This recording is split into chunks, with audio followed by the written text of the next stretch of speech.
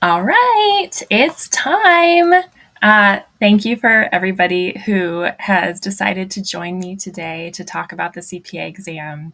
This is something I really, really enjoy, and helping CPA candidates makes me very fulfilled because I hope that I can be the person that I wish I had during the CPA exam. And I just, I think this is such a lonely exam. It's something that is so important, and you start to take the exam right after you're um, out of school and you don't have a good support system, or a lot of the cases where I work with people, they don't have any support system of people who understand what's going on, who are taking the exam. And I think there are very few exams in the professional landscape that have pass rates that these have. And so it makes it extremely, extremely emotionally draining throughout the entire process. And I just want to be a safe space for you to come and hear some strategies, tips, things that I have used with my clients over the years that really have helped them excel and thrive through the exam process. Because at the end of the day, I just know without a doubt that you are capable of becoming a CPA, and I want to help you get there. And I want you to know that there's a very supportive community of CPAs who really wants you to be successful on the exam and get your license. So I'd love to hear if there's anybody joining us today. Drop your name and where you're from, where you're joining from in the chat. And I'd love to make this an interactive session. If you're joining in, I know that some of the folks that I've chatted with in the past were trying to join today at 11 here Eastern time. And I know it's at different times for everybody. So please, if you're joining me live today, I'll give everybody a couple minutes to hop in here and uh, tell me where you're joining in from. And if you want, where you are on the CPA exam, if you've taken an exam before, how you're doing with it, any sort of information would be great as I craft what we're planning to talk about today.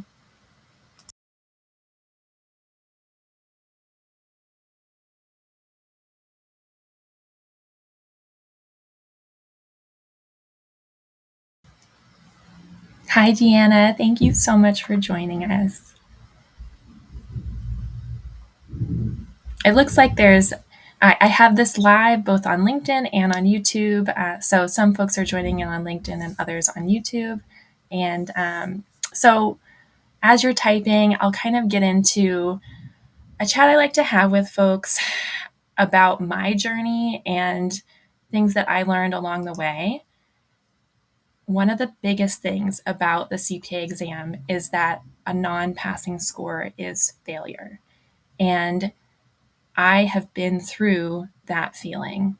So, to kind of rewind, I took the CPA exam right after my master's degree, and I tried to do it in a expeditious way right before I was starting in public accounting. I made a lot of mistakes during my CPA exam, and one of which was to try to get it done too quickly. I had some life hurdles pop up over that summer that impacted my ability to test. And I will tell you, without a doubt, it was and still is one of my very first professional failures. And I was devastated. The first score that I got was extremely low. I had done it after some medical challenges, and I just felt like no one really could understand what I was going through. And I had that moment where I was just crying on the bathroom floor and thinking, like, I just spent a ton of money to go and get my accounting degree. What if I'm never capable of even being licensed? And I, as am an overachiever times a million, and anybody who knows me personally would say that. And so I felt so much shame and so much anxiety going forward, going back into the exams after feeling like I wasn't capable of getting past the exam, and it started to impact my ability to study. And it was a very lonely place to be, especially when my peers were passing and fairly easily. They had different circumstances. I was not an accounting undergrad, and I do think that impacted my understanding of the topics. And that's something that I want to get into today, because everybody's coming at this from a very different skill set, and all the academic programs emphasize different things, especially if you're a later in your career tester. You may have done something during your academic program that's not as relevant on the exams today. And all of those places are perfect as a starting point. It's just understanding where you are so that you can get where you need to go is the most important thing. But I will just reiterate that after getting low scores, I really did feel devastated by them. And what I wish I had known at the time, now fast forward, it's been 15 years since I did this whole process. I wish I had known that that low score was not failure. That low score was a practice test. And I wish I could sing that from the rooftops. It's something I say very, very often, is that anytime you get a low score, it truly, truly is a practice test. And I will tell you it, and keep thinking this when you're going to the exam and you're feeling really nervous. If it is a practice test for you, I promise it is the best on the market. I've seen all the practice tests, and the real test is the best practice test. And it's not going to be this negative mark on your whole career. I think we get kind of in a weird, uh, as a kid going through school, anytime you have an exam, it goes into your permanent record of some type. It goes into your GPA. All of these low scores impact you very long term. This is very different from that, because the low scores, in my experience and in the majority of my peers' experience, have never impacted them negatively. Occasionally, I'll say, hey, I got a really high score on XYZ, but that was after having 2 practice tests. So for example, I had 2 exams that I off on audit that I did not pass, and the third time I took it, I got a 90. But it was because I had taken it 2 times prior that I was that much more prepared to study for the exam the last time, and that's why I got the high score on that exam. Exactly why. So a few other people have chimed in on joining us today. Thank you so much for joining us. It sounds like we have different levels of experience, people who haven't taken the exam yet at all, people who have taken it and have been either successful or not. And so all of those, thank you for joining us. And this is the perfect session for you. It's going to meet you where you are at any of those stages. But just know this mindset about the exam, that going into the exam, it's okay if it's a practice test. It's okay to go in where you're not feeling 1,000% prepared. If you do that, you're going to be more successful throughout the whole process of studying for the exam. And I promise it's going to be worth it if you have that kind of positive, really strong and excited mindset going into it, because it will help you get through.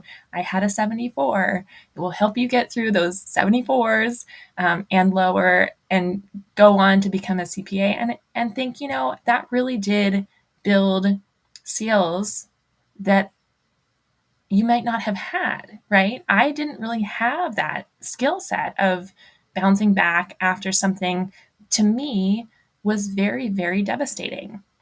And I will promise you, since then, I've needed those skills.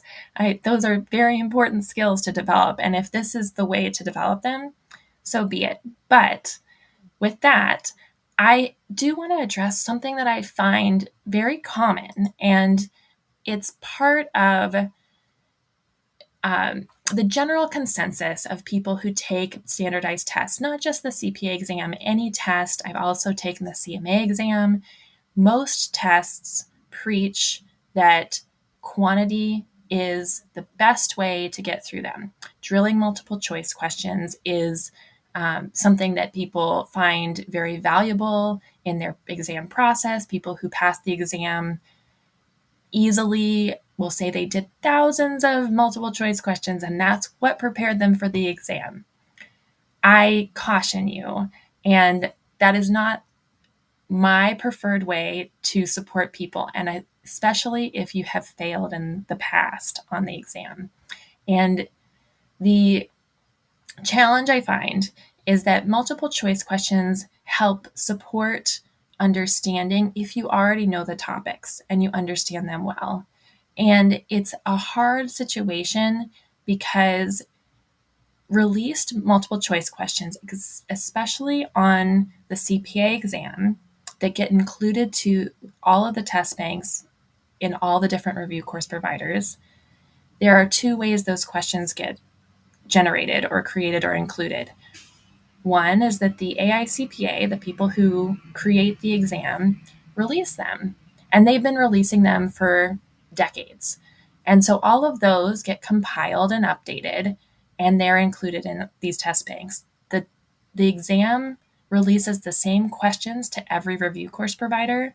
So at the end of the day, many of the review courses will have similar questions in their test bank because of this process of the AICPA releasing them, the review courses editing them and modifying them to be current, and then including them in their test bank going forward.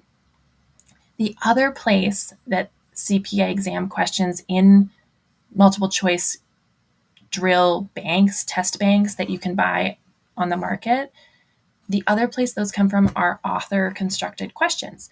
Now, I've done this before in my career. There's lots of professors and educators that participate in this process of creating multiple choice questions for test banks. The challenge I find is that it's very hard for some outsider to come in and say, I think these are the perfect questions for you to be preparing with. And you may have gaps in the test bank itself, especially with how many changes there have been on the CPA exam in, say, the last 3 or 4 years, especially with the implementation of the new sections. And so I find there is a way that I prefer to help people navigate preparing for the exam as an alternative to just drilling multiple choice questions. Again, there is a time and a place for that. And for example, the time and the place for multiple choice questions is after you've gained an understanding of the concepts and then need to practice your timing. Every multiple choice question on the exam, give or take, should take about 90 seconds. And then as you go through, if you're taking a lot longer than that on multiple choice questions, you're going to start to run out of time. That's kind of what they're timed for. And so you can use like a workout timer to start timing yourself to see if you can get through them and read them and answer them that quickly. The other thing that I find good practice is as you go, jumbling the topics together on multiple choice questions. There's this lag time I've found when I take exams and with people I work with where it takes a while to switch topics in your brain. It's like you have to set down inventory and pick up revenue recognition. And doing that takes a couple seconds. And so the more you practice switching topics, that's a great use for multiple choice questions, especially as you're starting to prepare for the actual exam and the topics are just going to be hodgepodge random. Those are the times I would use drilling multiple choice questions. But alternative to that, in the preparation for the CPA exam, you're going to need to use the blueprint. And I love the blueprint. It's from the AICPA directly. And I'd love to tell you a little bit about it, kind of the anatomy of it, how it works with the exam team, and how it's utilized to create the questions so that you then can prepare properly. So within the AICPA blueprint, I'm going to show you the blueprint first.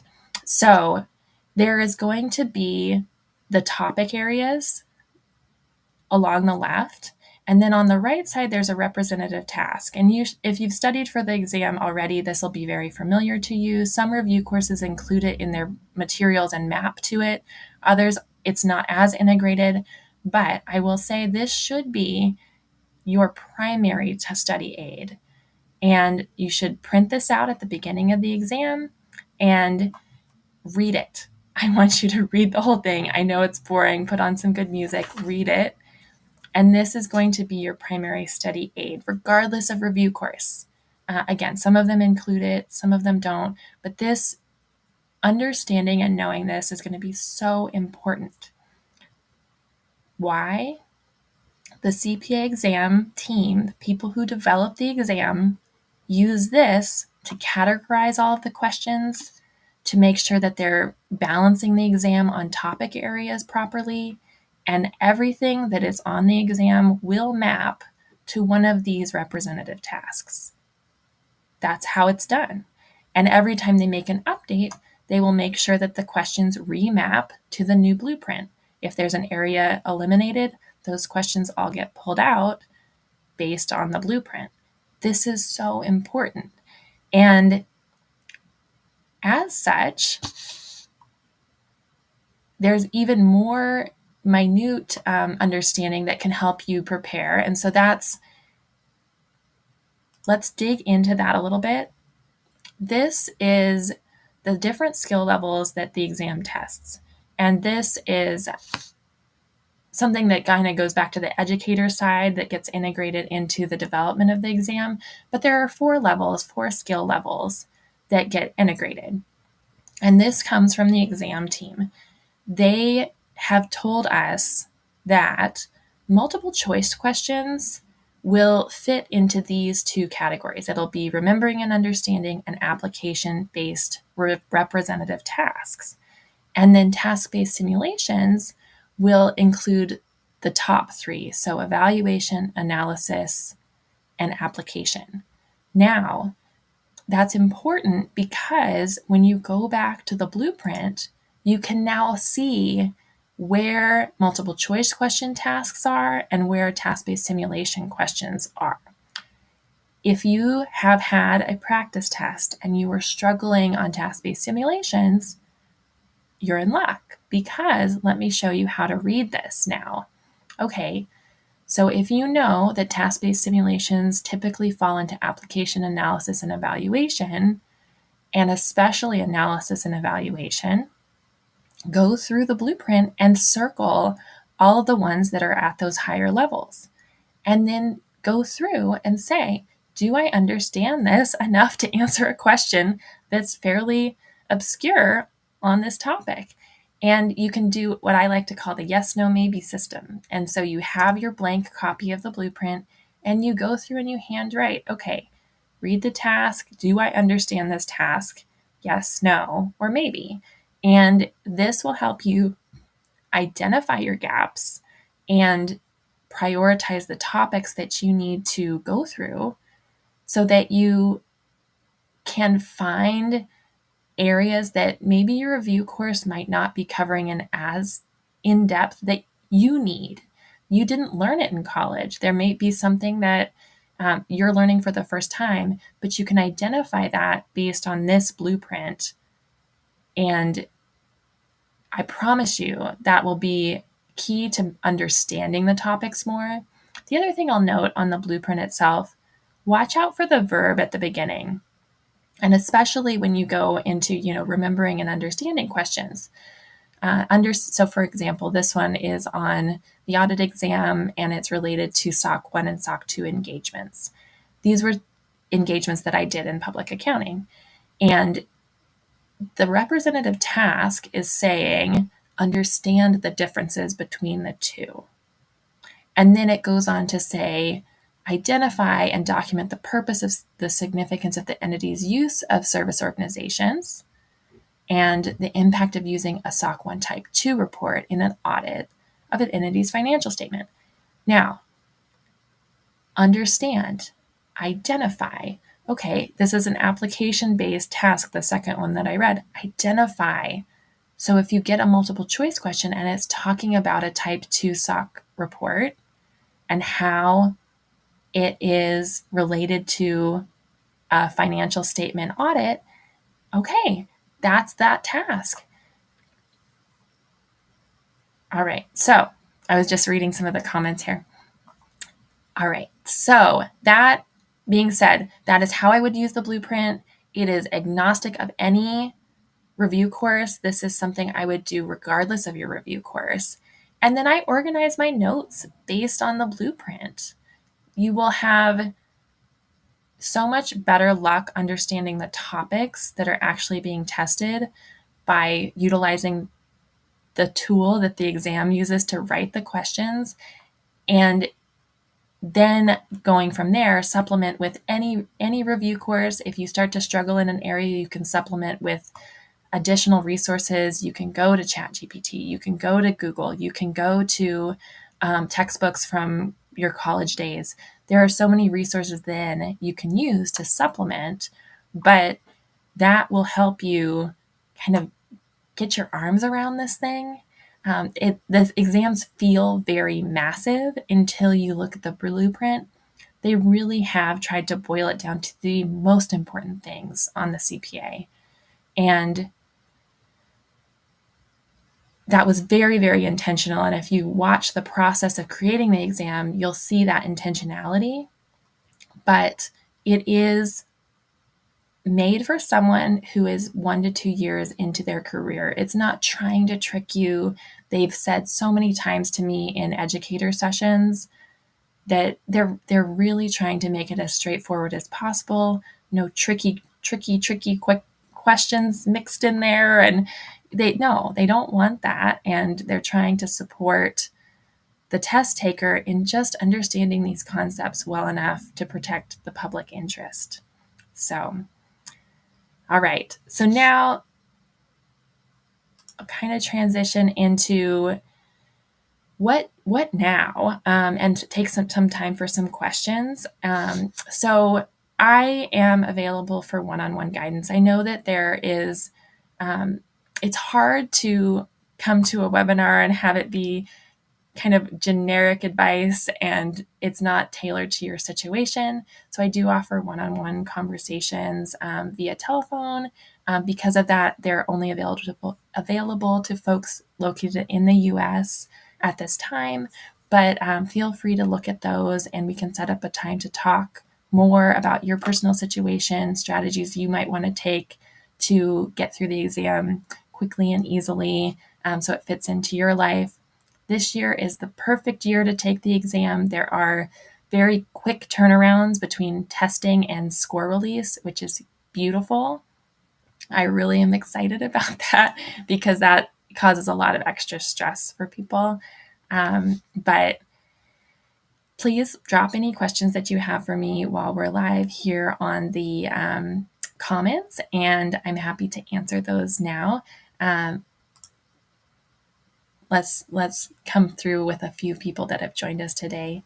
Nat, thank you so much for your support on all of this. But it sounds like he had struggled with the exam for many years, and that now that he's passed, he's also very passionate about helping the next generation. And I appreciate you hopping in for a couple minutes, Matt, because I really do appreciate your support. He has been someone who's bought my stickers, which is something I'll shout out now. I want to make this process fun. Like, the CPA exam doesn't have to be a grind if it is in a certain way because you have to do the work to pass, but there's got to be a little fun mixed in too. And so I created stickers. They're just for fun. You can get them on my website or you can get them on Etsy.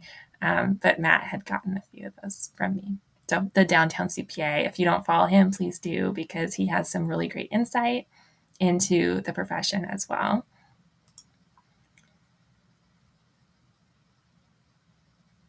Let's see. It sounds like we have a couple people who have not taken the exam yet. And I'd love to hear from you what you're most worried about, how you're feeling about the preparation, and if there's any questions you have regarding that part of the process. Because I think that everyone at different stages have different things that keep them up at night. So I'm happy to talk about any of those things. Thank you so much, Dawn. I'm glad that you love the future CPA loading sticker. They all make me happy. So thank you. Let's see. Guanton. I don't know if I said that right. I apologize if not. My last name is really hard, so most people have trouble with it. But it sounds like you're halfway through the CPA exams and you have 2 more to appear for. So over the hump a little bit on the exams. And I think that once you get through 2 of them, it makes it much more motivating to finish all of them. I have found that people tend to proceed forward after they get through a couple of them, especially 3. I think most people who get through 3 of them will proceed and finish their exam. Something about that I've mentioned on some of my posts, I think it's starting to become more public knowledge on just how many exams is typical to sit for. Obviously, 4 is required to pass the exam, that you would sit for 4 of them and pass 4 of them. But very rarely do people do that on the first try. And historically, that percentage has been about 20%, maybe a little bit less, on the number of people who take 4 exams only and pass them all on the first try, which I hope that makes you feel relieved if you do have an exam that you don't get a passing score on, because that's really a normal part of the process. In general, statistically, the data that I've seen, and it may be a little bit different as the new exam starts to roll out and the different parts start to come into play, most people take between 5 and 6 sections. And so they typically will have 2 tests that they have to retake.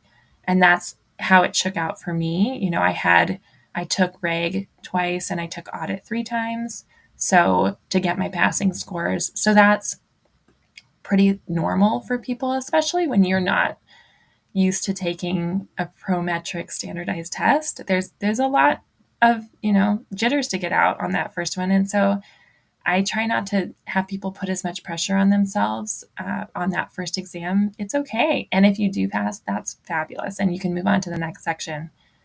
All right, here's a few more questions. This question is from Rahul. When should one decide on the exam date? I fear that I might decide too early or too late for prep. This is a very common question, and typically it depends on whether or not you're working and some of your other family obligations. I have found most people are successful if they study 2 to 3 months while working, but that's with dedicated studying while working. So I would say dedicating between 15 and 20 hours a week while working, studying. If you're not dedicating that much time, it may take a little bit longer. If you can study full time, then I would say 6 weeks would be how long I would study before attempting.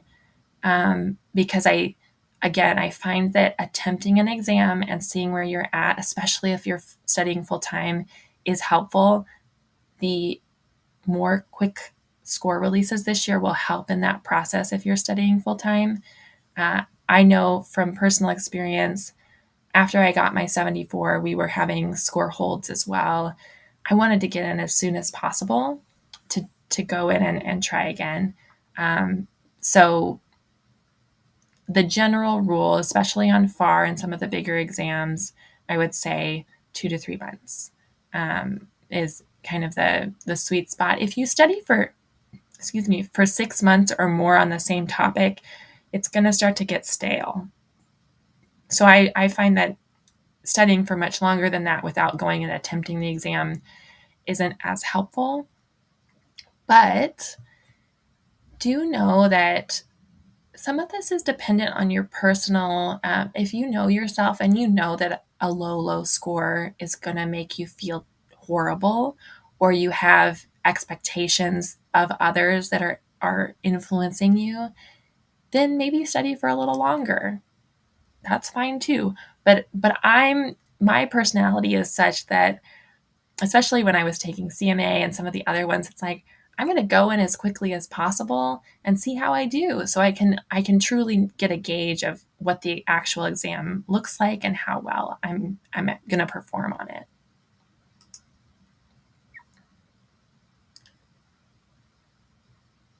All right, Deanna, this is one of my favorite types of candidate.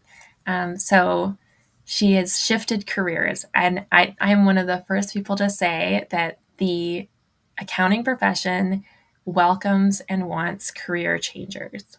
And I did a post in, I think it was October. I'm working on gathering kind of a white paper about this, but it is one of the most supportive careers for career changers and can meet you where you are. You can earn a living wage while transitioning and testing and go on to get your CPA as a second career. And this profession then can continue. I mean, you look at the folks that are working on their retirements and continuing to stay in the profession for, into their 80s and 90s, because it is something, it's not manual labor, so you can do it for a long time since it's knowledge work. I get really excited when I see career changers. A lot of the folks that are really active on LinkedIn are career changers. So it makes me happy to see. So I'm also a mom, for those of you who don't know. So I can speak to some of the mom challenges and demands on your time as well. So fitting in studying is super challenging. I attest to that, and I can attest to, doing anything as a working individual and then add on parenthood on top of that.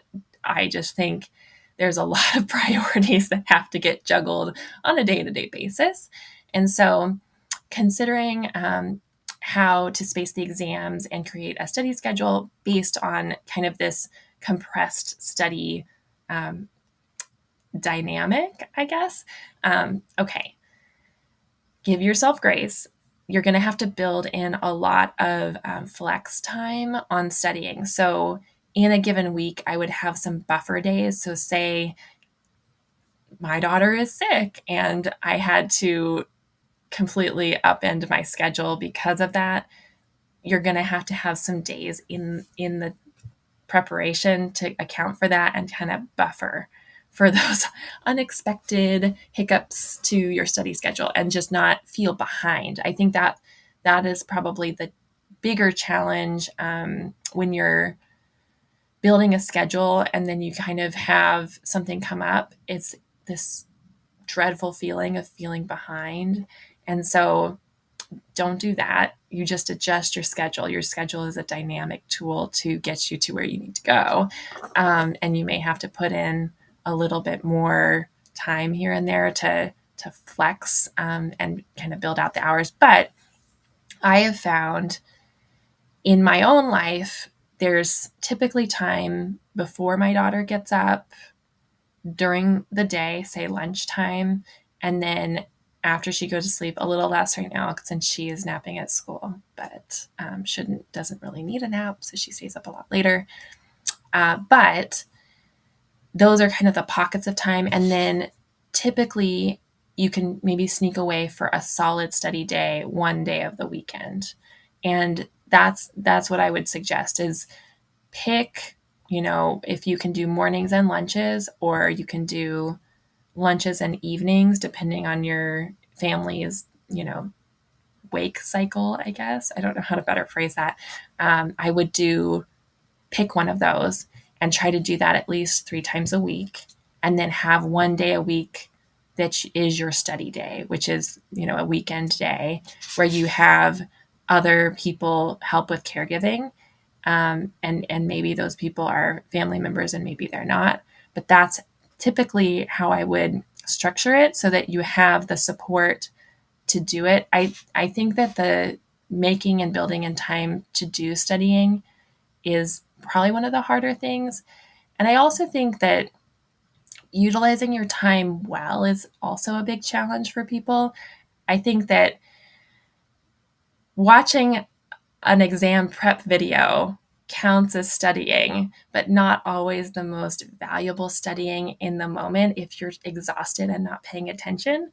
And so definitely try to balance what is actually moving the needle forward on your understanding. So digging into topics, doing research about specific representative tasks, and truly understanding them, doing multiple choice questions related to them, watching the videos where there are areas you're not really understanding, doing all of that to really get to the meat of the topics beyond just doing it. There is quantity over quality on studying for sure. So that those are probably some of my suggestions on that. I hope that is helpful. Let's see. Colleen, yes, thank you. This one was a big one for me as a single working mom as well. This is absolutely a profession for you. It's got a lot of remote work, and I think that it takes a while to get through the exam. Just plan for it to be more of a marathon than a sprint, but it's doable. And I know quite a few people who have done it in those circumstances. So don't feel like it's impossible. It is possible. Let's see. Oh, thank you so much, Brian. Brian and I go way back. Glad to see you out there spreading the word about the CPA. It's a profession that gives you many different opportunities to plug into the business world and create rewarding opportunities that make a difference for you and those you work with. And I couldn't agree more. I have done so many different things in my career as a result of becoming a CPA that I couldn't have even imagined. And as the landscape continues to change, I think this is going to continue to be a dynamic, evolving role. But there has to be someone that you can ask when you have struggles with the financial side of your business and can actually give you quality advice about that. It's invaluable. It keeps a lot of business owners up at night beyond just public accounting and beyond just making sure the financial statements are accurate. There is a big role of just being somebody that can be trusted about financials, and that's where we come in. So thanks, Brian.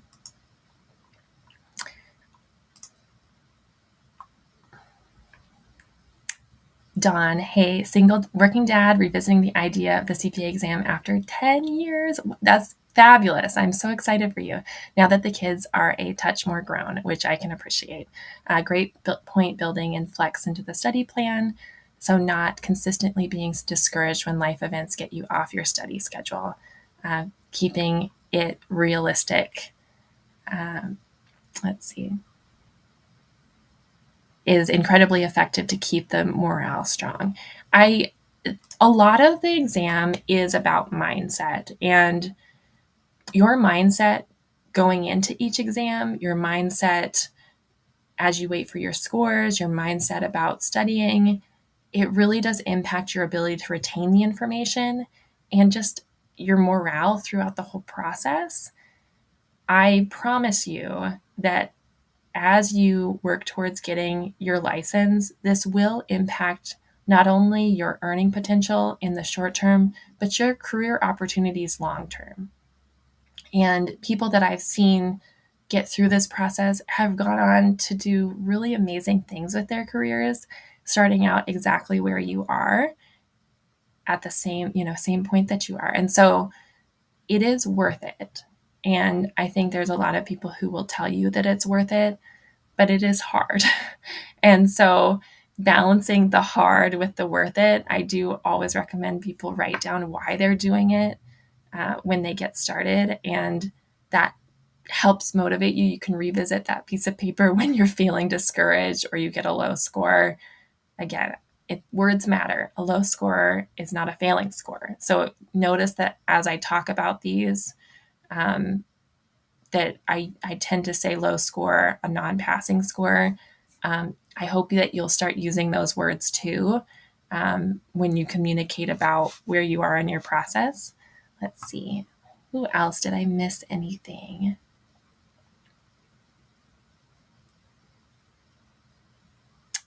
Are there any other questions? Please pop them in. I'm very excited to answer them for you.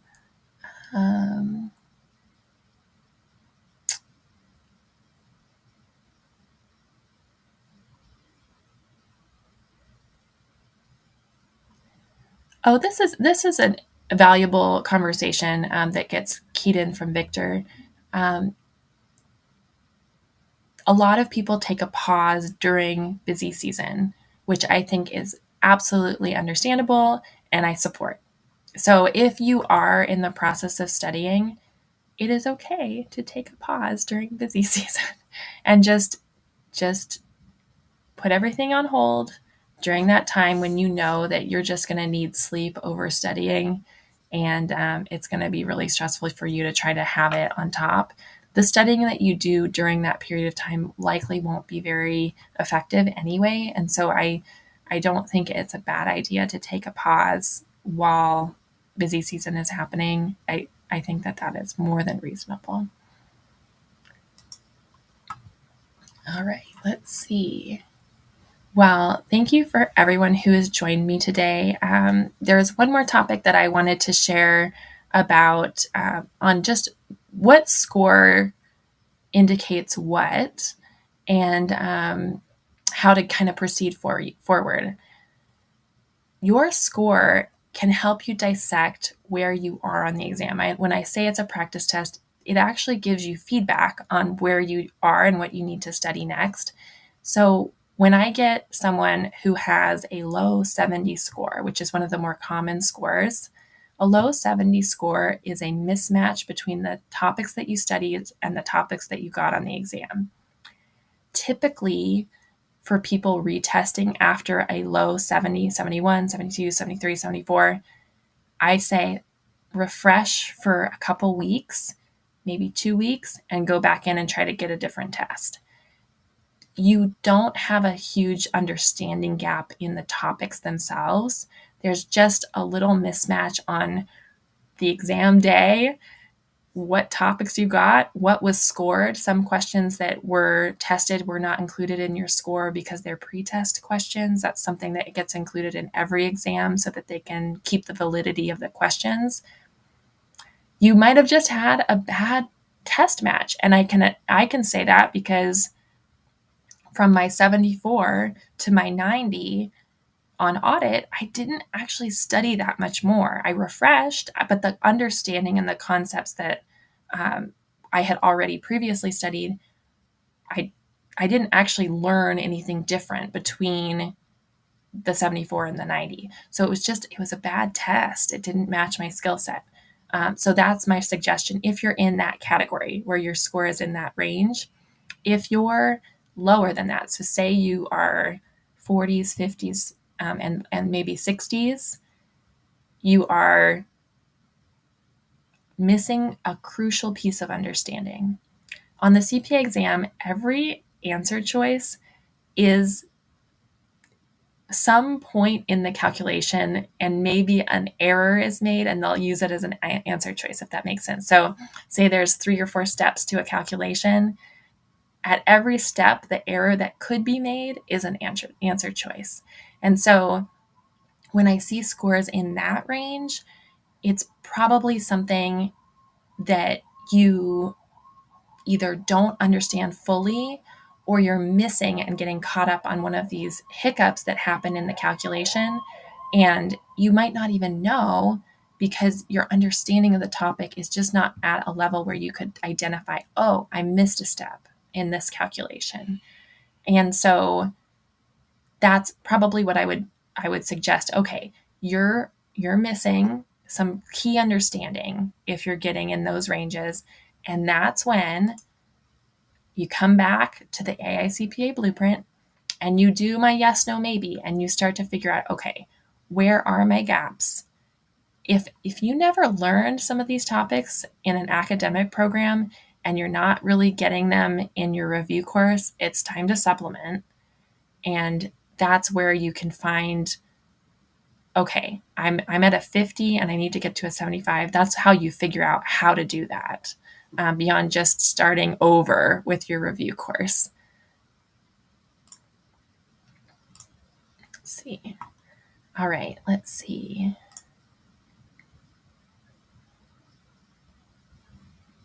Oh, this is a great question. Thanks, Brian. How has your family's growth changed how you approach work, and how do you keep balance between work and family? And I think that no one has the perfect answer for this. I think when you add in complexities of life, it makes it really hard. But consistency over intensity is very helpful. And I found on the CPA exam, especially, or for me when I'm doing content creation or anything like that, it's trying to be as consistent as possible versus having a day where you just study for 8 hours or you work on something for 8 hours and then you don't look at it again for 2 weeks because you did a great job. I think that, and that's something I still have to work on, is trying to just show up every day. But it's much easier to show up every day for 10 minutes than to try to find an hour. And that's how I would suggest the balance when especially when you have small kids. Try to find pockets of time and creative ways to study. I know some of the folks that have kids in school age, kids that are not driving yet, they'll study during the car pickup line. Try to utilize help as you have it available. Explore getting additional help if you can during this season. I know it's a little bit expensive to do that, but I also utilize technology to assist. So there are some really fun learning apps for littles that you can utilize to get a little bit of time. And I'm not the perfect answer, but I think those are some techniques that I've used to navigate that. Thanks again, Brian. All right. With that, I went a little over than what I was expecting. I was hoping to chat for about a half hour, and we went about 50 minutes. Again, I'd love to invite you to keep this conversation going with me. I have clarity calls available if you'd like to set up one-on-one time with me to talk through your personal situation and get some advice.